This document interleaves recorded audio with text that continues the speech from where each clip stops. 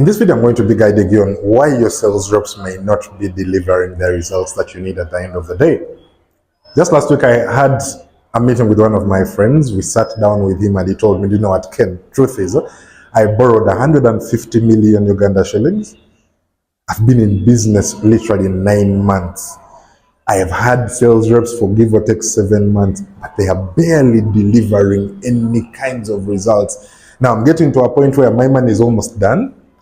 I sold my house literally to finance this business, and the house is not there, the business is also dying. Please help me. Now what I did is we went ahead and I actually sat in the interviews myself, pretended to be one of the new sales reps so that I get to understand what exactly the challenges were. So I did these interviews. Of course, I passed. I went through and began to notice how they train, how they actually sell, so that I could give proper feedback. And in this video, I'm literally going to share what I learned, because I understand there are very many people like him, people who have put themselves out with new businesses and they're just figuring out, how do I get sales at the end of the day? I'll share the 4 main points that I learned out of this entire experience. So, for those who don't know, my name is Kenneth Ntende, and over the past 10 years, all I have been doing is selling and training companies on how to sell. I've had the chance to sell to thousands of businesses in Africa, in Europe, and within the United States of America. So stay with me till the very end to just learn why your sales reps may not be delivering the results that you want.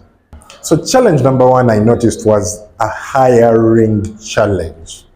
I sat down in a sales interview, and the truth is that people on the other side didn't also know what was supposed to happen within sales. I sat down with a human resource manager and I sat down with a company admin who didn't know anything about sales. Now what that meant is, because they didn't know, they were literally asking me questions, basic questions. So, do you know how to sell? Yes. What can you do to manage rejection? They didn't know what to even ask in the first place. So that was mistake number 1. Why would you let an admin who has never done anything to do with sales ask sales people? Interview them. They are going to end up hiring the worst people, simply because even they do not know what is supposed to happen within sales. So before you choose and to hire anyone, make sure that at least on that seat there are people who understand what is supposed to happen, because they'll have questions and they'll easily pinpoint and know who is right for your job and who is not. So that was problem number 1, which was the hiring challenge. Now, problem number 2 came to training of the sales reps. The truth is, I went to the office the next day.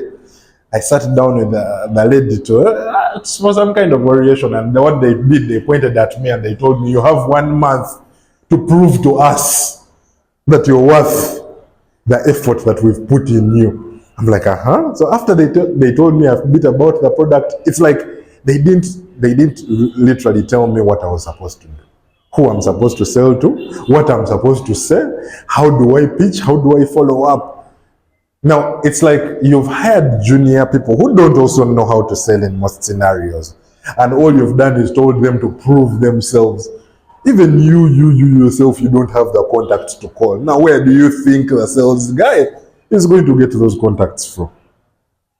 So I ended up in a situation where I've put girls and me to sit down, and no one knows what is supposed to happen at all. And you're expecting hundreds of millions. Where are they going to come from?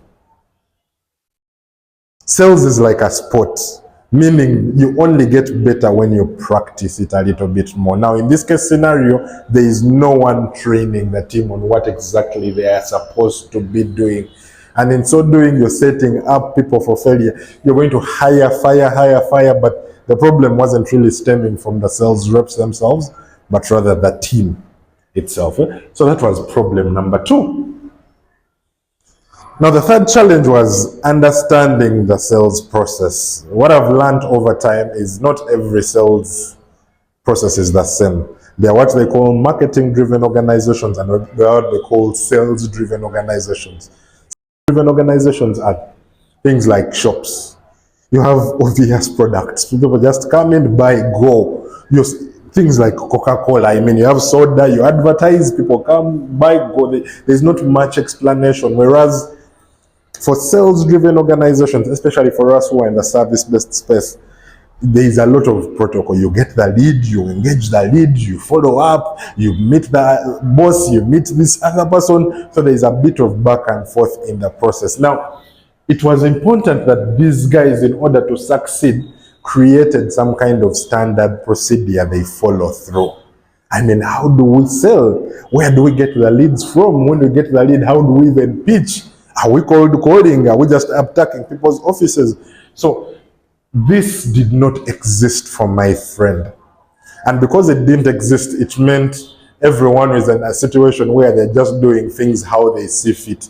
I mean, if I go to a hospital today and I walked in, no one would even know what I did in that hospital and how to follow up with me. And in so doing, it was positioning the company for failure. Like I said, you have staff, but the staff don't know what to do. It's like getting someone and putting them on a rugby field for the first time. What are they going to do there? They don't know what to do. So it's the onus was on the team to kind of train and get them to understand the process, which they did not do. So that was the third problem. And the final problem was the lack of systems. I mean, people just go and sell. Then you ask them, so what have you done this week? Because they didn't have a CRM software. By the way, we have an amazing CRM software. For those that don't know, a CRM software is a tool to track sales pipelines, to track activities, and track all these things. Lacking a sales system is like your accountant not having QuickBooks. What are they going to do? What are they going to do? They need the system to do their job, and you depriving them of that system means all they're doing is just reporting to you. Hey, this is what happened. Someone will even ask them to check on them 3 months down the road, and they would have forgotten.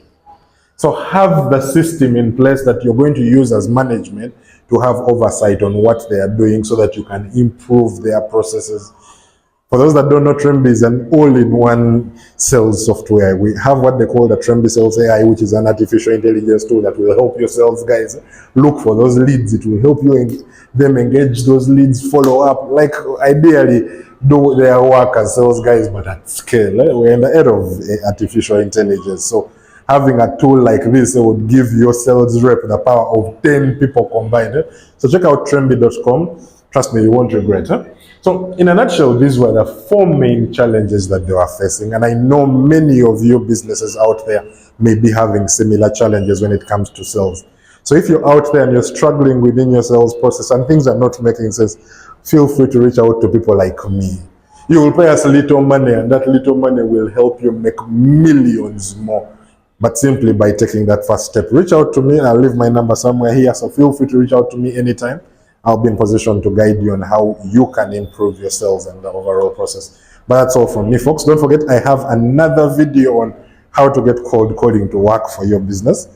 If any of your sales guys need that, I'm going to leave a link either in the corner or in the comment section. So check that out. But bye-bye for now.